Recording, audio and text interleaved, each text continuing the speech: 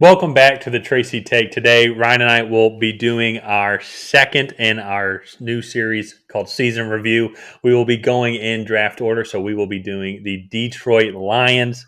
But before we get into that, Ryan and I, we have a goal of getting to 400 subscribers by Super Bowl weekend. That's a little less than a month away, so any help will be greatly appreciated. So if you have not already subscribed to our channel, like this video, comment on this video, and share this with your Lions friends. And Ryan, let's get into it.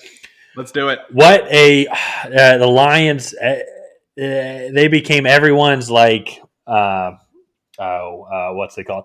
Uh, Guilty pleasure favorite team in the second half of the year, because Yeah. no one wants to see a team go 0-17. So every week you're like, come on, Lions, you can do it.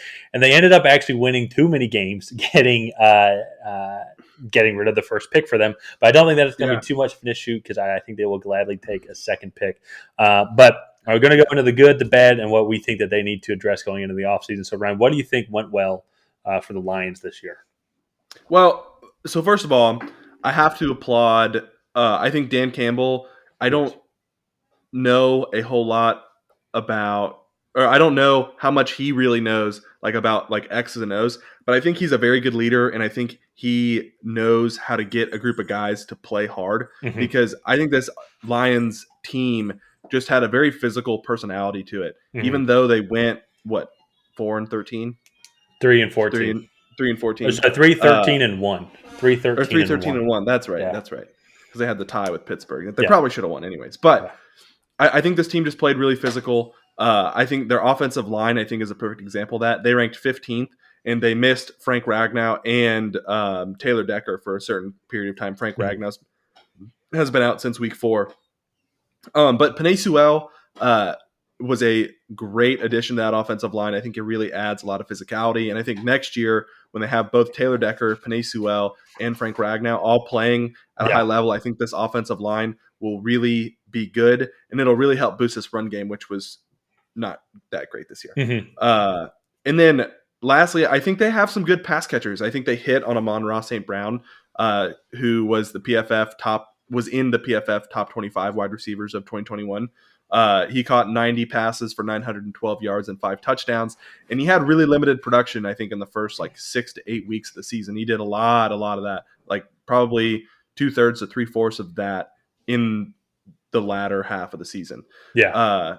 So he really kind of came on there. And TJ Hawkinson, again, continues to be a really consistent tight end. I love his blocking ability, Mm-hmm. but he only played 12 games this year and caught 61 balls for 583 yards and 4 touchdowns. So I really just kind of like what they have going on with their physicality and their pass catchers. Yeah, no, I absolutely agree with that. I agree with everything you said. I think they hit the draft out of the park with the emergence of Penei Sewell, who was obviously a great pick for them, and then Amon-ra St. Brown coming in, almost 1,000-yard receiver. Mm-hmm. So if you look at the skill positions on these Lions, they're not that like they're pretty solid. DeAndre Swift's a great dual threat running back. Amon-ra St. Brown, T.J. Hawkinson lead the way, and Khalif Raymond did also have a solid season. He's a veteran receiver. Yeah. He's gonna have another year.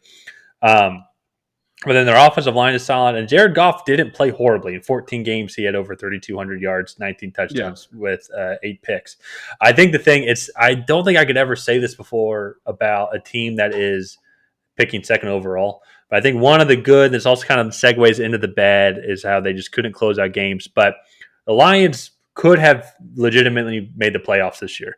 They had a game against the Ravens where Jess Tucker had to kick that amazing last second field goal. Should have beat the Bears next week, but they just went for it on 4th down too many times. If they just kick field goals, they win the game.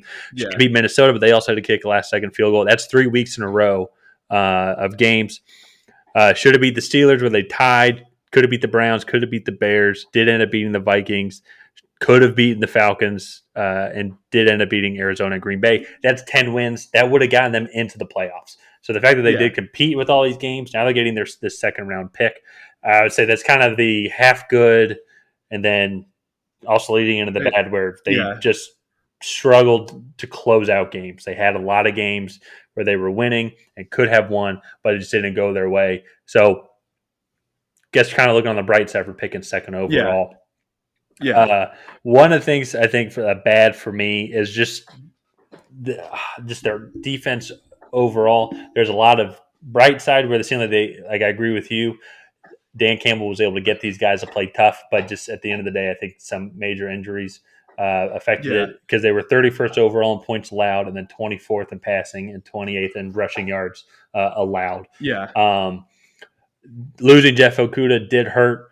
A ton. Yeah, a ton. Yeah, but one positive out of that is, I guess, when he does come back, their other corner, Amani, I'm going to mispronounce his name, Amani Ayuari, he did have 6 picks on the year. Yeah.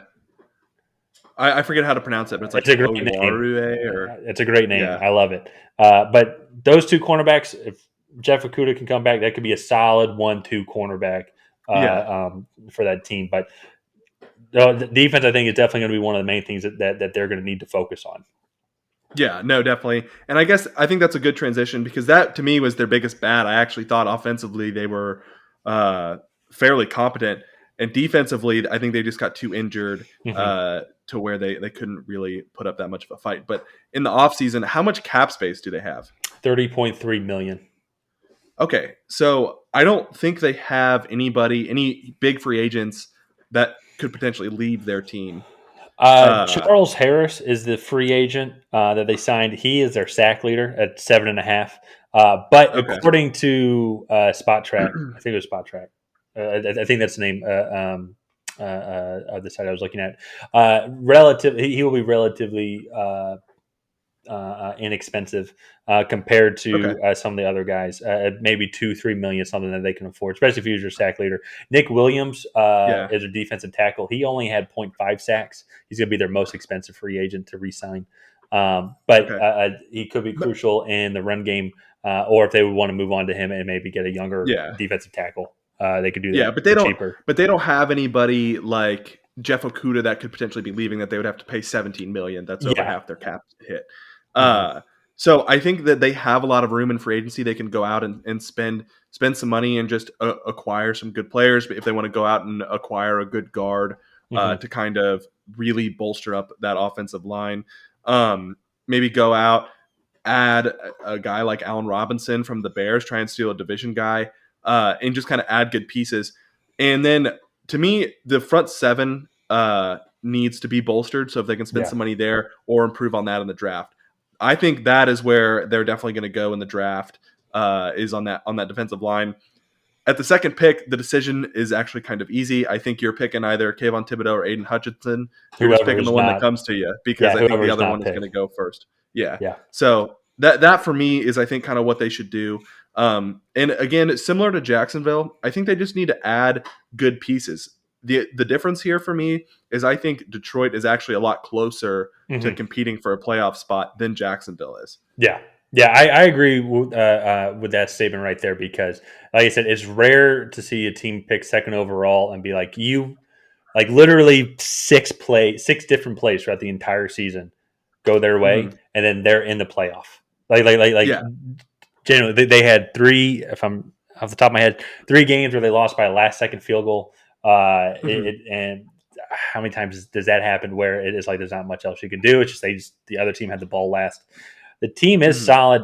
I agree with you where I think the defensive front, particularly because their top 4 sack leaders were all outside linebackers. So there might be edge rushers. So there could be some that vary. So it depends on really, I guess, on how you classify them. But definitely getting guys that line up on the defensive line, particularly maybe even in the defensive interior, to help with this running game because they gave up 135 rushing yards. That was worse than it. Well, I don't know if that was worse than Atlanta, but if you're almost as bad as Atlanta in any category, it's like you should really address that area. All in all, I agree with you. I think a lot of positive things to be taken out of this season. They were a really fun team to watch, and I agree with you about Dan Campbell. He's a fun coach. I really like. Because I really like what that locker room was feeling like, especially when you compare them to Jacksonville, who already fired their first-year coach, and that was just not the right decision. Never got that feeling of like despair. We suck as a team from the Lions. Like every week they're coming out, just playing their hearts out, and it was fun to watch. Just as a fan, it was fun to watch.